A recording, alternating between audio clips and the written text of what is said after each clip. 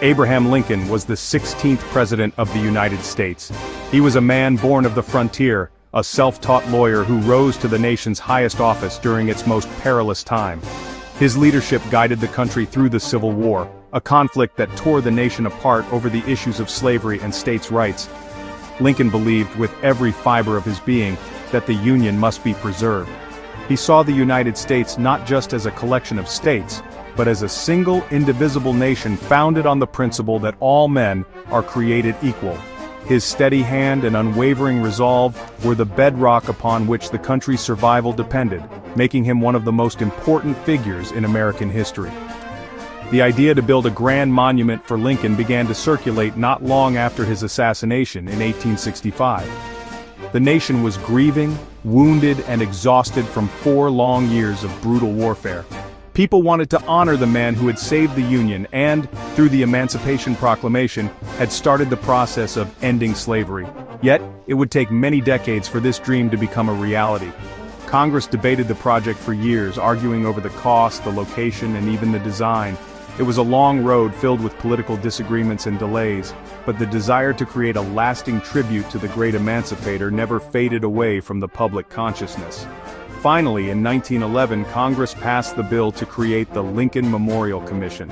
This group was tasked with the immense responsibility of bringing the monument to life. Their first crucial decision was to choose a location. They selected a powerful spot at the western end of the National Mall, on land reclaimed from the Potomac River. This placement was deliberate and full of meaning. It would create a direct line of sight with the Washington Monument and the U.S. Capitol, forming a symbolic axis of American democracy. This location ensured that Lincoln's memory would forever be at the heart of the nation's capital, watching over the country he fought so hard to keep whole. The commission's work was just beginning. They had to select the artists and architects who could translate the nation's reverence for Lincoln into a physical structure. The goal was not just to build a statue or a building, but to create a sacred space, a place where future generations could come to reflect on the ideals of freedom, unity, and sacrifice. The memorial was envisioned as a testament to Lincoln's character and his enduring vision for America. It was meant to be a powerful reminder of the cost of division and the profound importance of a government of the people, by the people, for the people, a phrase Lincoln himself made immortal. The task of designing this national shrine fell to a talented architect named Henry Bacon. He envisioned a magnificent classical temple inspired by the ancient Greek Parthenon. Bacon felt that a Greek temple design represented the very foundations of democracy and justice, ideals that Lincoln had championed throughout his life. He wanted the memorial to feel timeless, strong, and dignified, just like the man it honored. The plan was for a grand, open-air structure that would welcome all who came to pay their respects. It was a design that spoke of permanence and the enduring power of Lincoln's principles, a structure fit for a president who had become a legend. Construction began on February 12, 1914, which was Lincoln's birthday. The work was massive and meticulous. The primary material chosen was brilliant white marble from Colorado, which gives the memorial its radiant and pure appearance. Surrounding the central hall are 36 massive Doric columns, one for each of the 36 states in the Union at the time of Lincoln's death. Above these columns, the names of all 48 states at the time of the memorial's completion in 1922 are inscribed. This architectural detail was a powerful symbol of the nation's reunification, a visual representation of the country coming back together, state by state, under the watchful gaze of the leader who had saved it. Inside the memorial sits its most famous feature, the colossal statue of Abraham Lincoln. This masterpiece was carved by the sculptor Daniel Chester French. He spent years studying photographs and life masks of Lincoln to capture his true essence. The statue is not of a triumphant war leader, but of a weary, compassionate, and thoughtful man.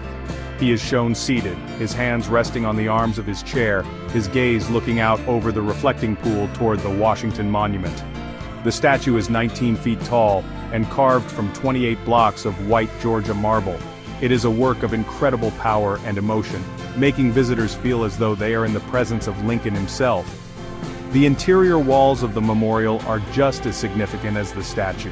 To the left of Lincoln, inscribed in the stone, is the full text of his second inaugural address. This speech, delivered just before the end of the war, calls for healing and reconciliation, with malice toward none, with charity for all.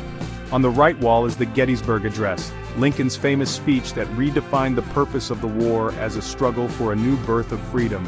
Above these inscriptions are two large murals painted by Jules Guérin, depicting the principles of unity, freedom, and emancipation.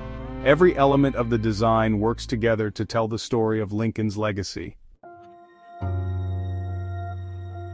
The Lincoln Memorial is far more than just a beautiful building. It is a profound symbol of American unity.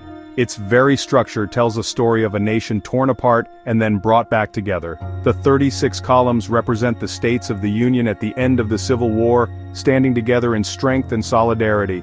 They physically support the roof, just as the states support the nation. The memorial was built to heal the deep wounds of the war, to be a place where Americans from both the North and the South could come together and reflect on their shared history and the importance of remaining one nation, indivisible. It also stands as a powerful monument to freedom. Lincoln is forever remembered as the great emancipator for issuing the Emancipation Proclamation, which was the first major step toward ending slavery in the United States. This act fundamentally changed the course of American history, moving the country closer to its founding ideal that all people are created equal. The mural inside depicting the Angel of Truth freeing a slave directly speaks to this legacy. For millions of people, the memorial is a sacred place that honors the struggle for freedom and civil rights, a constant reminder of the progress made and the work that still needs to be done. The memorial's design as a classical temple also connects it to the ancient ideals of democracy. The Greeks developed the concept of a government ruled by the people, and Henry Bacon chose this architectural style to honor Lincoln's unwavering defense of that very idea. The words of the Gettysburg Address, carved into the wall, famously describe the American government as being of the people, by the people, for the people. The memorial is a physical embodiment of this democratic spirit, a place that belongs to all Americans. It serves as a reminder that the power of the nation rests in the hands of its citizens, a principle Lincoln gave his life to protect. Finally, the memorial is a place of healing and reflection. The somber, thoughtful expression on Lincoln's face, so masterfully captured by Daniel Chester French, invites contemplation. It is not a face of victory, but one that shows the heavy burden of leadership during a time of great sorrow. The second inaugural address, with its call for charity and reconciliation, reinforces this theme.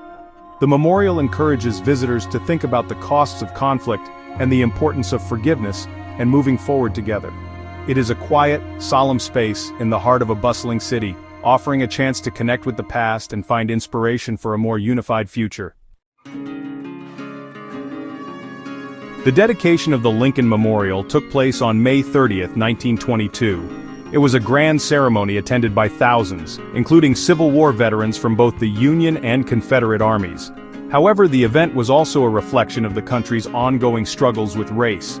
The seating was segregated, and the main African-American speaker, Dr. Robert Moton, had his speech censored by the event's organizers.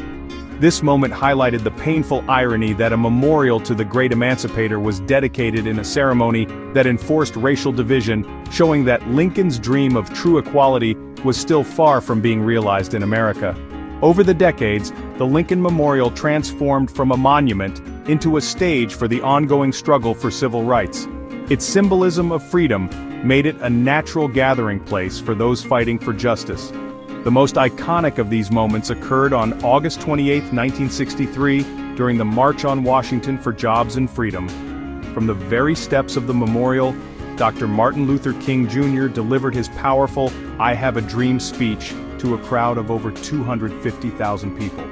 He stood in the shadow of Lincoln, connecting the civil rights movement directly to Lincoln's legacy and challenging the nation to finally live up to its founding principles. The memorial is full of interesting details and legends. One popular fun fact is the sheer size of the statue. If Lincoln were to stand up, he would be an astonishing 28 feet tall. Another story, though unconfirmed by the National Park Service, suggests that sculptor Daniel Chester French carved the shape of his own initials, A and L, into Lincoln's hands using American Sign Language as a tribute to Lincoln's role in signing the charter for the first university for the deaf. Whether true or not, this story adds to the rich tapestry of lore that surrounds this beloved national landmark, making it even more fascinating for visitors. Today, the Lincoln Memorial remains one of the most visited and revered sites in the nation's capital. It continues to inspire millions of people from all over the world with its message of unity, freedom, and democracy. It is more than a tribute to one man, it is a testament to the enduring strength of American ideals. When visitors climb its steps and stand before the solemn figure of Abraham Lincoln, they are reminded of the sacrifices made to hold the nation together and the ongoing journey to create a more perfect union. The memorial serves as a timeless beacon, challenging every generation to continue the work of freedom and justice for all. Ready for a history adventure? Join our community. Subscribe to World History, smash that like, share with friends, and drop your thoughts below. Let's make history together. See you in the comments.